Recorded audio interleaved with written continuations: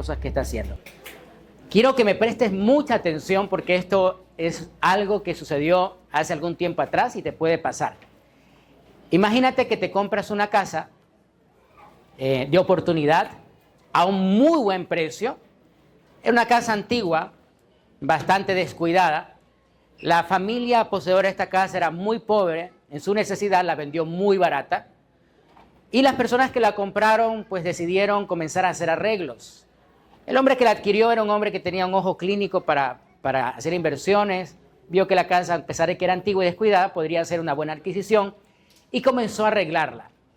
Ahora, préstame atención en esta parte. Él comienza a arreglarla y en el sótano de la casa descubre unos escombros, alfombras viejas, cosas que no se utilizaban. Y en medio de esas alfombras viejas ve un rollo que era una obra de arte. Imagínate que tú descubres que en la casa que acabas de adquirir hay un rollo con una obra de arte cuyo costo es de 20 millones de euros. Esto sucedió en Francia. Descubrieron el rollo de una obra original de Caravaggio que durante siglos había estado oculto en ese lugar. Nadie lo sabía. La familia anterior no sabía de esto y tenían una fortuna de 20 millones de dólares mientras ellos vivían en escasez. ¿A alguien le gustaría encontrar algo así? 20 millones, una pintura de 20 millones o no. ¡Wow! ¿Cuántos quisiéramos ese milagro? Entonces comencemos a buscar en la casa, las cosas viejas de la casa. De pronto ahí encontramos algo. Puede pasar que a veces nosotros estamos mendigando en la vida, estamos pidiendo cosas y no nos damos cuenta que hay tesoros escondidos en nuestro interior. Por eso hoy quiero hablarte del tesoro escondido. Dile a tu vecino, vamos a encontrar un tesoro escondido.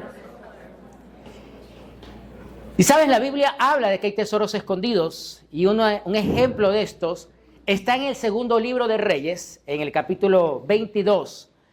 La Biblia menciona, lo voy a decir sumamente rápido, la Biblia menciona que el pueblo de Israel era una sola nación con 12 tribus. En el periodo del hijo de Salomón, de Roboam, hay una división y ahora existen dos reinos, el reino del norte, el reino del sur. El reino del sur se lo conoce como el reino de Judá, el reino del norte compuesto por 10 tribus, la nación de Israel. Sin embargo, la nación de Israel luego es invadida, los llevan cautivos y solo queda la nación de Judá. Y la nación de Judá también habían tenido múltiples reyes, uno peor que otro. Digamos que hubieron algunos que eran buenos. Sin embargo, los últimos reyes que anteceden al rey que voy a hablar en este día, eran reyes terribles, eran reyes perversos que habían llevado a la nación a la corrupción moral y total. Sin embargo, nace un rey llamado Josías, que tenía 8 años, versículo 1 y 2 del segundo libro de Reyes 22. Josías tenía 8 años cuando subió al trono y reinó en Jerusalén 31 años. Su madre se llamaba Jedida, con G, no con Jo, por si acaso. Y era hija de Adía de Boscat. Él hizo lo que era agradable a los ojos del Señor y siguió el ejemplo de su antepasado David y no se apartó de lo que era correcto. Imagínate un rey de 8 años de edad. ¿Dónde está el tesorito por aquí?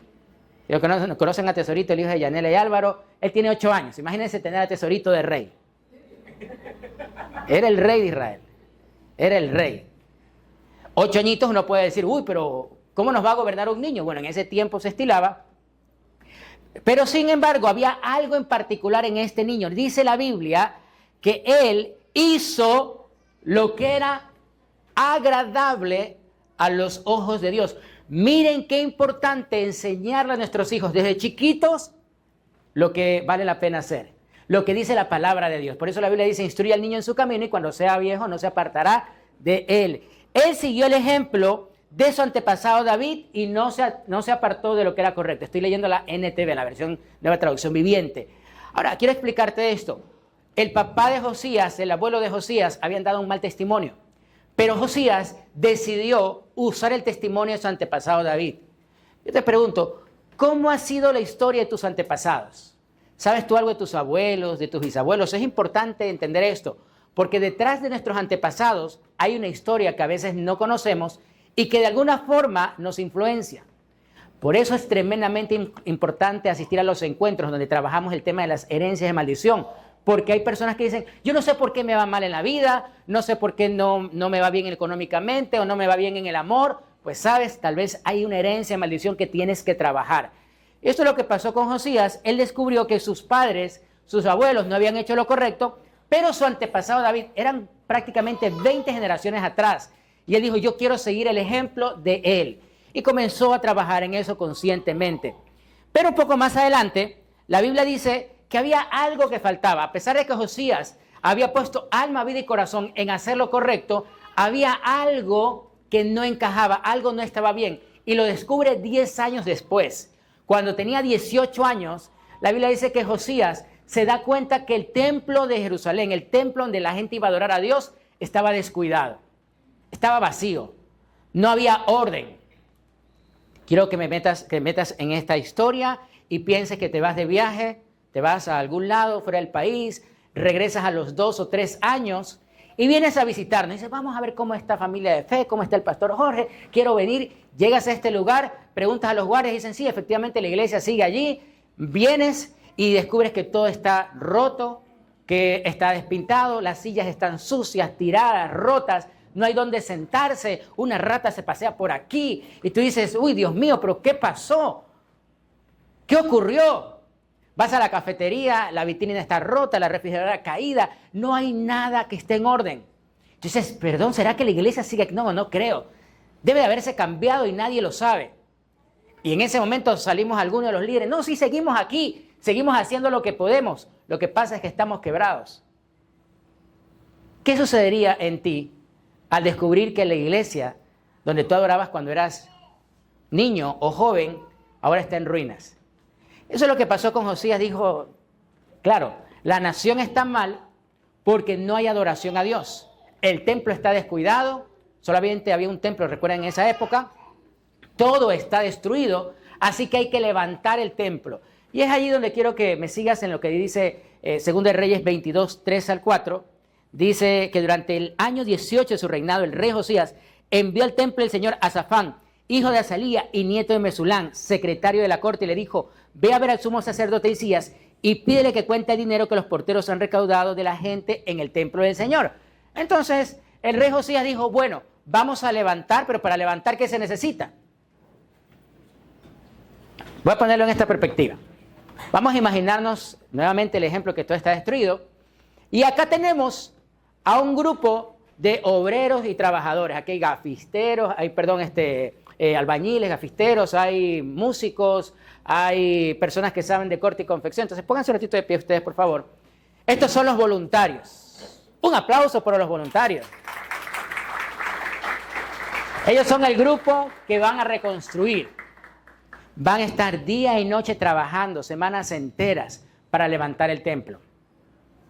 Sin embargo, esto significa que no van a poder trabajar en sus labores cotidianas y hay que enviarles comida y pagarles. En ese caso, ¿qué tenemos que hacer nosotros? Levantemos una ofrenda para que coman, ¿sí o no? No la vamos a tener trabajando. Miren cómo algunos están delgaditos, ahí hay unos que están delgaditos, no han comido. No, tenemos que ayudarles a que puedan sustentar. Además de eso, el levantar la obra de Dios necesita recursos. Eso fue lo que hizo Josías. Levantó recursos, dice la Biblia, que la gente comenzó a aportar para apoyar al grupo que lo estaba haciendo. Tomen asiento, por favor. Y aquí viene algo muy importante, una enseñanza clave, porque el orden de la iglesia precede el avivamiento de una nación. La iglesia tiene que organizarse y ordenarse para que exista un avivamiento en la nación. Nosotros estamos orando por un avivamiento, ¿sí o no? ¿Un avivamiento qué es? Que toda la gente o gran parte de la nación se vuelva a Dios. Comencemos a ver adoración pública en las calles. Comencemos a ver actos de fe en medio de nuestro barrio. ¿A quién no le gustaría ver eso? Que en lugar de ver tantos crímenes, se está levantando campañas de adoración en Guasmo, en Centenario, en la Isla Trinitaria, en la entrada de la 8, en la salida de la 8. Bueno, en todos lados se está levantando tiempos de adoración. ¿Cuántos no anhelamos ver eso? Eso es un avivamiento. Este avivamiento se da cuando la iglesia comienza a ordenarse, cuando la iglesia comienza a levantarse, a decir, tenemos que hacer algo diferente, algo distinto. Pero para eso primero trabajemos internamente.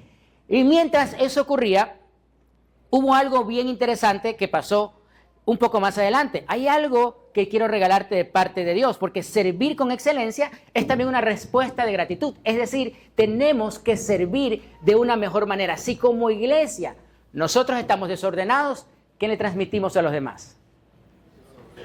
¿Cómo le decimos al mundo que tenemos que vivir una vida santa si nosotros somos mundanos?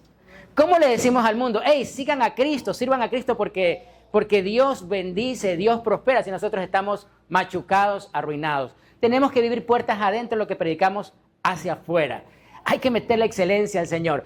Sin embargo, un poquito más adelante, en el segundo libro de Reyes 22, dice que Safán fue a ver al rey y le informó, tus funcionarios han entregado el dinero recaudado en el templo del Señor a los trabajadores y a los supervisores del templo.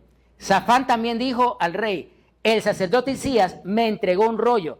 Así que Safán se lo leyó al rey. Entonces, mientras estaban ordenando, por favor, tenme aquí, ¿sí? Ahí, él estaba trabajando, era el grupo de trabajadores del rey, y mientras estaba ordenando, pónganse a ordenar un ratito las sillas ahí, estaba ordenando, se encuentra un rollo. Recuerden que la Biblia como tal no existía. La Biblia es la recopilación de 66 libros. De ahí viene el término biblos, que significa libros. 66 libros escritos a través de 1500 años, 3 diferentes continentes, 3 diferentes idiomas. En ese tiempo lo que existía eran rollos de la ley. Y el rollo principal era el Pentateuco, los primeros 5 libros que conocemos, escritos por Moisés. Estos rollos habían sido escritos y alguien en algún momento lo dejó en el templo y con el paso de los años se olvidó. No habían tantas copias como hoy en día. Las copias los hacían los escribas.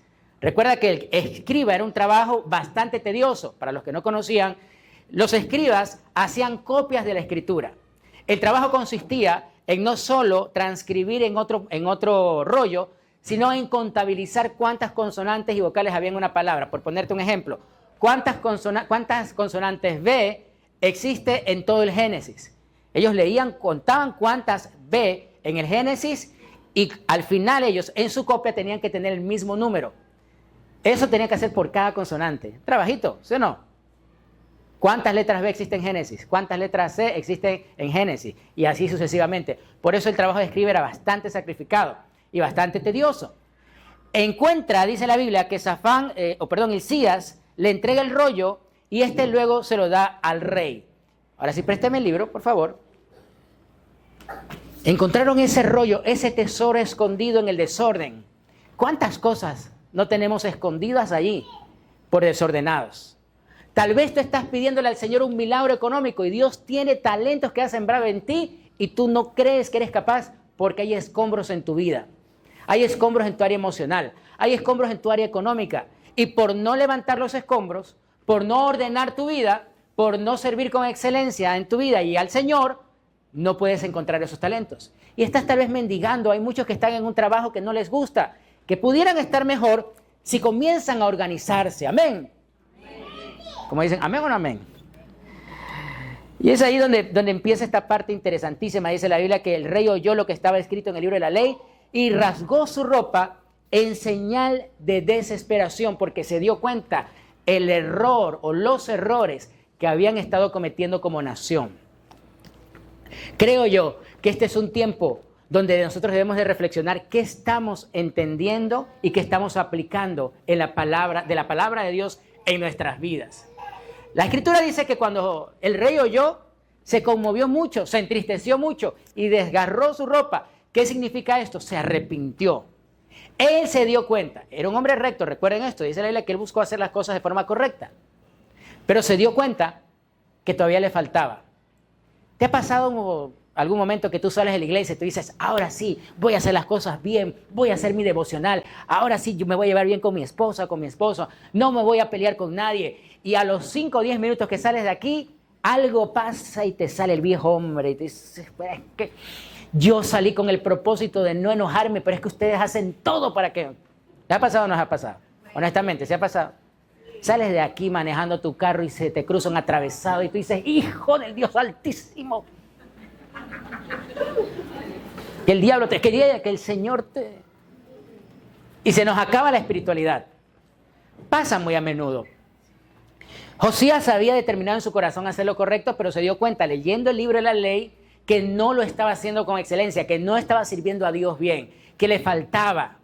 Todos nosotros nos falta para servir con excelencia al Señor, pero podemos hacerlo. Y es el mensaje de hoy, podemos servir con excelencia. ¿Sabes? Para lograrlo tenemos que aprender a poner a Dios primero. Aprender a poner a Dios como prioridad. Hay una historia bastante interesante acerca de un hombre llamado Eric Liddell, lo puedes ver en internet, me pareció espectacular. 1924, era un escocés, muy rápido. Todos habían mandado a Eric como el favorito en Escocia para ganar su primera medalla olímpica. Así que él llega con la promesa de poder ganar esa medalla. Sin embargo, Liddell era, además de muy rápido, un hombre muy creyente, muy ferviente del Señor. Y el día en que le tocaba competir, cuando hacen el sorteo de las fechas, él era campeón en 100 metros, la carrera de 100 metros, y justo el día de la carrera cae domingo. Así que Liddell decide algo, no va a competir porque ese es el día donde él se congregaba. En Escocia lo comenzaron a bombardear de traidor, miedoso, y no sirve, por gusto mandamos a este hombre, hubiéramos podido mandar a otro. Liddell dijo, no. Ese día es el día donde yo le consagro mi vida al Señor, así que no, eso no es un negociable. No compite. Sin embargo, recibe una nota de alguien cercano que decía lo siguiente. Él dice que esta nota de un extraño decía, Dios honra a los que lo honran. Así que el líder cogió eso como una promesa de parte del Señor y dijo, aunque no voy a competir en 100 metros, pero yo sé que Dios no me va a dejar avergonzado. Unos días después hacen nuevamente la competencia ahora de 400 metros y cae un lunes. Y Liddell, aunque no era su competencia, no era su preferencia los 400 metros, pero decide competir. ¿Y sabes qué pasó? Ganó en los 400 metros. Y no solo eso, sino que se destacó tanto que impuso un récord mundial. Dios bendice a aquellos que lo ponemos primero a Él. ¿Cuántos decimos amén a esto? Puede ser que el mundo no lo entienda, puede ser que el mundo no lo comprenda, pero la Biblia menciona que este hombre puso como prioridad a Dios y muchos quieren el éxito del líder, pero pocos quieren restaurar su vida, ordenar su vida. Por eso Josías también sabía que tenía que ordenar su vida para poder servir con excelencia, para poder llevar a la nación a algo diferente. Servir con excelencia es una respuesta a nuestra gratitud a Dios. Si nosotros revisamos nuestras vidas y no le estamos ni siquiera sirviendo a Dios, no estamos haciendo ni siquiera lo mínimo. Pero si tú le estás sirviendo a Dios, pero mediocremente, y decimos, no, pero yo, ¿cuándo puedo sirvo al Señor? ¿Cuándo puedo doy? ¿Cuándo puedo ayudo? No le estás dando a tu rey como deberías. Y eso fue lo fantástico y lo maravilloso de la historia de Liddell, que él llevó a Dios como prioridad hasta el último de su vida. Luego de unos años, él es enviado como misionero a China y allá Dios se lo llevó a su presencia, sirviéndolo a Dios. ¿Cuántos queremos morir sirviéndole a Dios? ¿Cuántos queremos vivir para servir a Dios, pero también morir sirviéndole al Señor? Uy, dale un aplauso a Dios. Hay algo que también he entendido y es que la casa de Dios merece nuestra mejor versión y nuestro mejor esfuerzo. Quiero que me sigas en 2 Reyes 23:1. Dice la Biblia que entonces Dios convocó a todos los ancianos de Judá y de Jerusalén. Y luego subió al templo del Señor junto con todos los habitantes de Judá y de Jerusalén, acompañado por los sacerdotes y los profetas. Toda la gente, desde el menos importante hasta el más importante. Y allí el rey les leyó todo el libro del pacto que se había encontrado en el templo del Señor. Quiero pedirte que me prestes atención a esta parte. Imagínate que nos reunimos aquí y yo les diga, familia, no nos vamos a ir de aquí hasta que leamos desde el Génesis hasta Deuteronomio, los primeros 5 libros de la Biblia. Y comienzo a leer, pasan 2 horas y todavía estamos en Levítico, pasan 4 horas, no sé cuánto demoremos en leer todos los 5 libros de corrido, yo creo que podríamos demorarnos tal vez unas 5 o 6 horas. Y tú con 20 minutos estás ahí, que te pica todo. Hay algunos que están leyendo la palabra de Dios, o estamos hablando la palabra de Dios, y están con sus celulares tomándose fotos. Yo creo que tenemos que recordar que si venimos a buscar a Dios, tenemos que ser respetuosos de lo que estamos escuchando. Porque el hecho de que tengamos la gracia de parte del Señor de ser hijos, no nos da derecho a ser irrespetuosos con la palabra de Dios, ni tampoco nos da derecho a comportarnos como niños malcriados. Porque el hecho que nosotros amemos a Dios y que Él nos ame, no nos va a evitar que Dios también nos discipline. ¿Cuántos padres hemos disciplinado a nuestros hijos a pesar de los que lo amamos, no? Somos esa generación donde le ponemos la mirada intensa, le ponemos así los ojos y le decimos, te estoy mirando, te las estoy contando. ¿Sabes? Amamos a nuestros hijos, pero también los disciplinamos. Lo mismo va a pasar con Dios y nosotros. Luego dice la Biblia, el rey tomó su lugar de autoridad junto a la columna y se renovó el pacto en presencia del Señor. Y se comprometió en obedecer al Señor cumpliendo sus mandatos, leyes y decretos con todo el corazón y con todo el alma. De esa manera confirmó todas las condiciones del pacto que estaban escritas en el rollo. Y, ¿qué dice? Toda, ¿me ayudas con la siguiente, por favor? Despierta, mi bien, despierta. ¿Ya? Y toda, aquí está, toda la gente,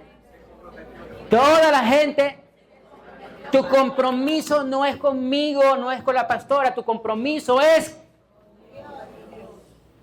A veces nosotros pensamos que le estamos sirviendo a Dios. ¡Ay, la iglesia de Jorge Vena! No, esto es de Dios, es del Señor. Porque la iglesia no es el lugar, somos las personas. Tú y yo somos el templo del Dios vivo. Amén. Le pertenecemos a Dios. Y cuando nosotros nos comprometemos y no cumplimos, le fallamos es a Él. Por eso como iglesia debemos de entender que aún el decir amén es un compromiso. Estoy diciendo así sea, Señor, en mi vida. Cuando decimos vamos a ganar la nación para Cristo, decimos amén, nos estamos diciendo, Señor, cuenta conmigo, yo quiero que esto ocurra. Pero para que ocurra algo tiene que cambiar en cada uno. Porque a veces somos de esa generación que dice, alguien tiene que hacer algo, alguien tiene que hacer algo. Ese alguien somos tú y yo, somos cada uno de nosotros. No podemos vivir diciéndole a otros, ¿sabes qué? Tienes que hacer esto. Hay gente, yo no sé si te ha pasado, hay gente que siempre opina acerca de lo que debes de hacer con tu dinero. Sí, hay gente que te dice, tú deberías de hacer esto, tú deberías hacerlo de acá. Ellos no hacen nada con su dinero, no hacen nada con sus vidas, pero sí quieren organizar la vida de otros. Nos pasa mucho, sobre todo aquí en las iglesias. Hay gente que dice, pero deberían de hacer esto, deberían de ayudar a los niños pobres, deberían de... Ok, ¿y tú lo estás haciendo? ¿Estás haciendo algo más que simplemente decirle a otros lo que tienen que hacer? Por eso cuando Josías recibe el mensaje, dice, algo tiene que cambiar en mí. Él primero lo escucha, rompe sus vestidos y dijo, no, esto tiene que enterarse el pueblo, esto tiene que salir de estas cuatro paredes, porque sabes, para que se avive una nación, tenemos que comunicar, olvidamos lo que no comunicamos. Ay, pastor, pero ¿cómo aprendo? Comienza por el encuentro, tenemos un encuentro la siguiente semana, es parte principal de la ruta de la iglesia. Si no somos limpios, si no estamos ministrados, ¿cómo podemos ministrar a otros? Y ahí comienzas a enrutarte, comienzas a aprender lo que dice la palabra de Dios para tu vida. Yo te quiero invitar a que pensemos. Toda la nación se dio cuenta que había escombros en la casa de Dios. Y Josías dijo, no, tenemos que levantar todos, chicos. Vamos a empujar todos para que la nación vuelva a ser grande. Levantemos los escombros de esta nación. Pero primero levanta tus escombros. ¿Cuáles son los escombros de tu vida que te están impidiendo encontrar el tesoro escondido que Dios ha puesto en ti? Tal vez puede ser el escombro de la pereza, el desánimo, el dolor, el resentimiento. Hay escombros allí que tienes que sacar para que Dios libere todo ese potencial. Porque le decimos, Señor, haz el milagro en mi vida. Y Dios dice, sí, mijo, pero saca el escombro. Tienes que hacer algo. Algo hace Dios, pero nosotros también hacemos nuestra parte. Muchos decimos, Señor, quiero tomarme una limonada. Y Dios dice, pero ahí está, mijo, el árbol con los limones, vaya, cójalos. Porque no va a venir el ángel Gabriel a coger los limones y exprimirlos por ti. Eso no va a pasar. Dios te ama, me ama, pero Él no quiere hijos vagos. Él quiere hijos proactivos. Que estemos decididos a sacar adelante con fe la nación que Él nos ha entregado y que el mal está ganando terreno. Por eso hoy te quiero desafiar a que levantemos un avivamiento en nuestra nación. Pero para eso, que nos avivemos todos en el nombre de Jesús. Amén.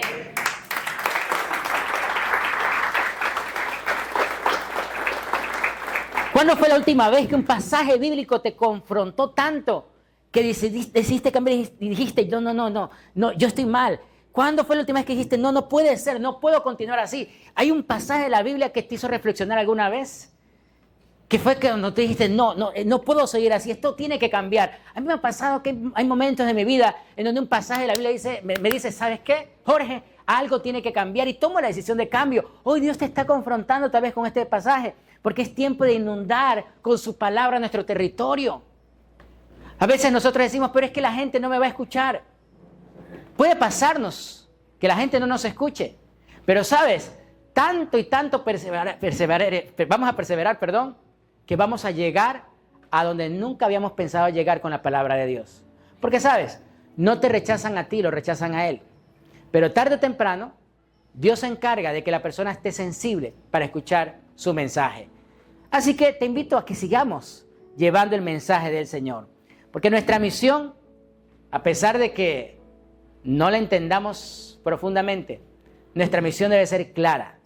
Honrar el nombre de Dios. Esa debe de ser nuestra misión de vida. Honrar el nombre de Dios. Debe de ser nuestro propósito al levantarnos. Cuando te despiertes en la mañana, piensa de qué forma voy a honrar el nombre de Dios hoy. Pensamos en las deudas, pensamos en los problemas, pensamos en nuestras mascotas, hijos, familias, no sé en qué pienses. Pero lo que sea que estés pensando ocupa la prioridad de tu vida, el primer lugar. Y Dios no compite con nadie. Dice la palabra de Dios que Él nos llama la atención y nos dice que debemos de amarlo a Él. Dilo, vamos, lo sabes. ¿Lo estamos haciendo? ¿O solamente es algo que se nos grabó? No sé si te has dado cuenta que hay gente que tiene el Salmo 91 en la Biblia abierta en su casa. Dice, es para espantar a los malos espíritus, pastor. Pero sabes, el primer espantado es el que no lo lee. Si tú no lo lees, es porque algo está pasando en ti. La Biblia fue dada para que nosotros leyéramos. Y eso es lo que pasó con Josías. Y sabes, mira, eso permitió que hubiera un corte en la vida de Josías. Y mira lo que dice el versículo 25 de 2 de Reyes 23 acerca de Josías. Mira, me caló tan profundamente lo que dice, nunca. ¿Qué dice? Nunca. ¿Sabes? Never. Nunca hubo otro rey como Josías que se volviera al Señor con todo su corazón. Esta parte que dice se volviera es porque en algún momento de la vida de Josías él no era tan correcto. Este va para aquellos que nos hemos equivocado en la vida, para aquellos que hemos tomado malas decisiones, que nos hemos dejado llevar por los arrebatos, por la ira, el resentimiento o la pereza. Esto va para ti que te has equivocado. ¿Sabes? Tomemos la determinación de levantarnos nuevamente y asumamos que ahí no dice Josías. Pon tu nombre. Pon tu nombre y piensa, nunca antes hubo un pastor como Jorge. No sé a qué te dediques. Si tú eres ama de casa, di, nunca hubo antes una ama de casa como María, que se volviera... Ese pasaje va para nosotros. Que se volviera el Señor con todo su corazón, con toda su alma y con todas sus fuerzas, obedeciendo todas las leyes de Moisés. Desde entonces, nunca más hubo un rey. ¡Qué determinación de este hombre!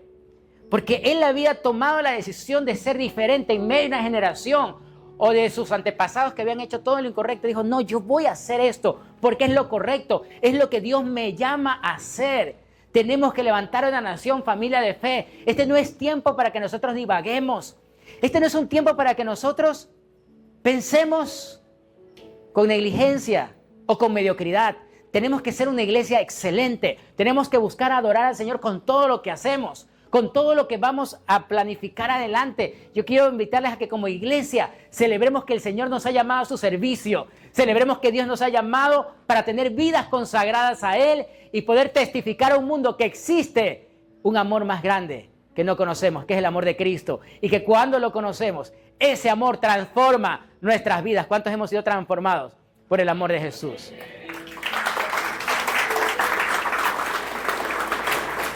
Y sabes, hay algo que yo entendí cuando preparaba este mensaje.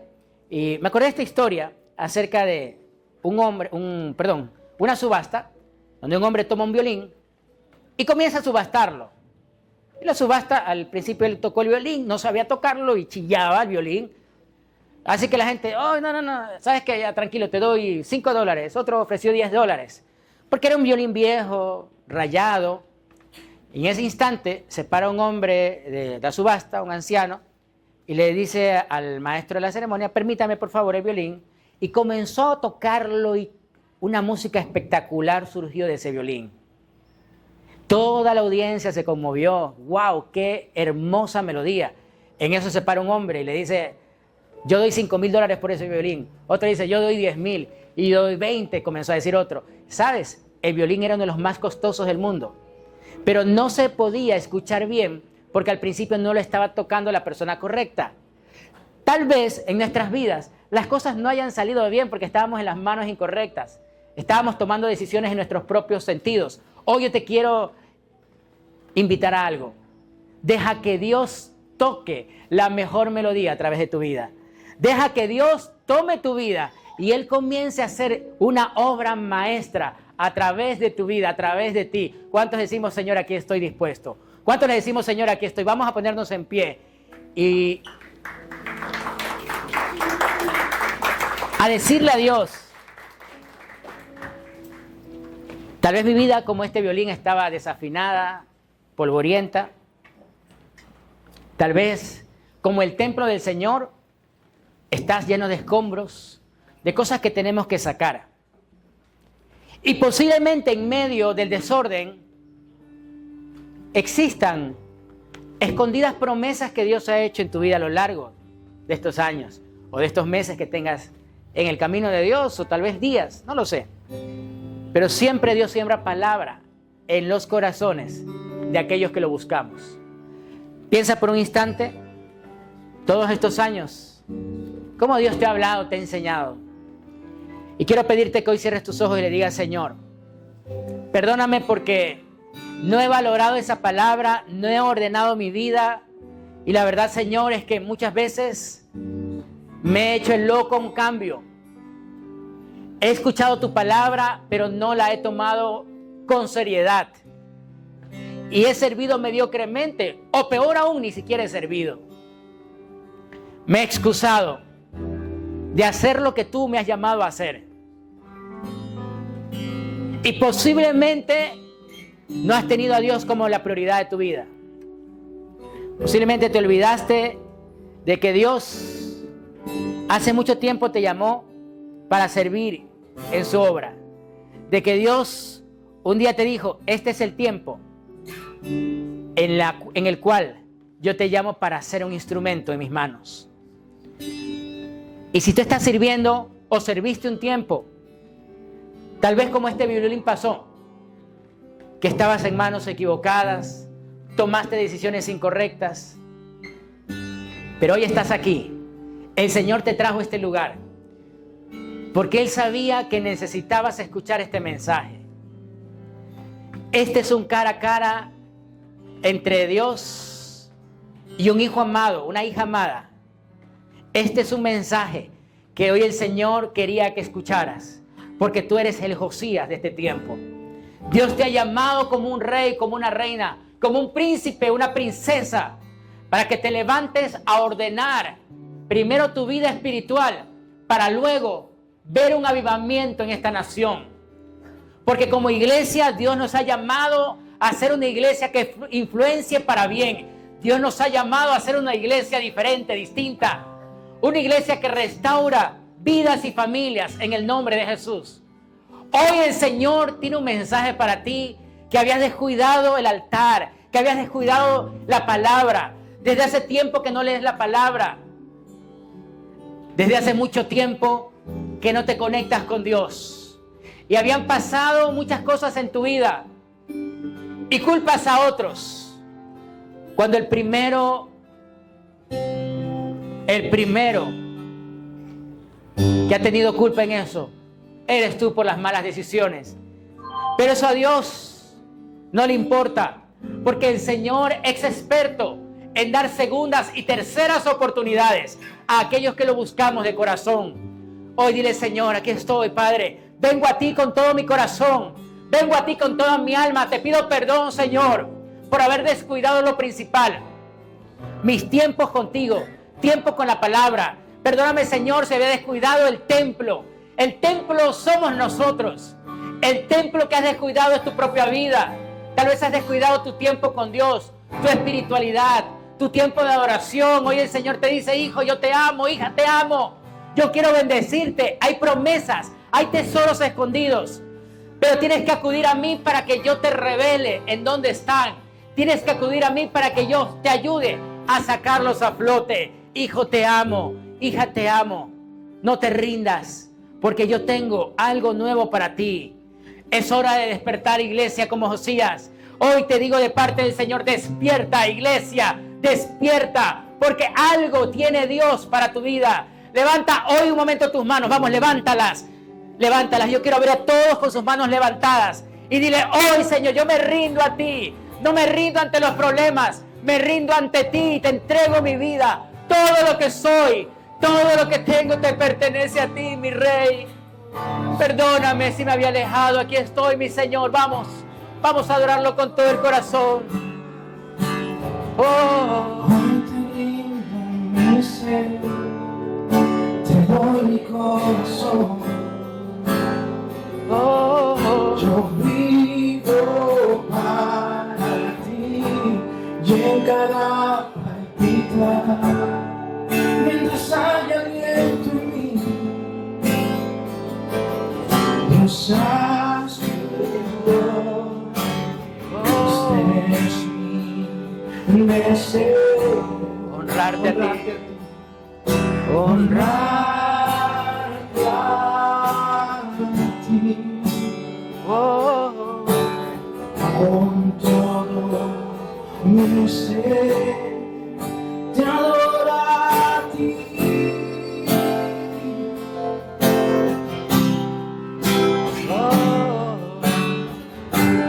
Hoy te rindo mi ser. Vamos, ríndete ante el Señor. Te doy mi corazón. Entrégale tu corazón al Señor. Yo vivo para ti y en cada partida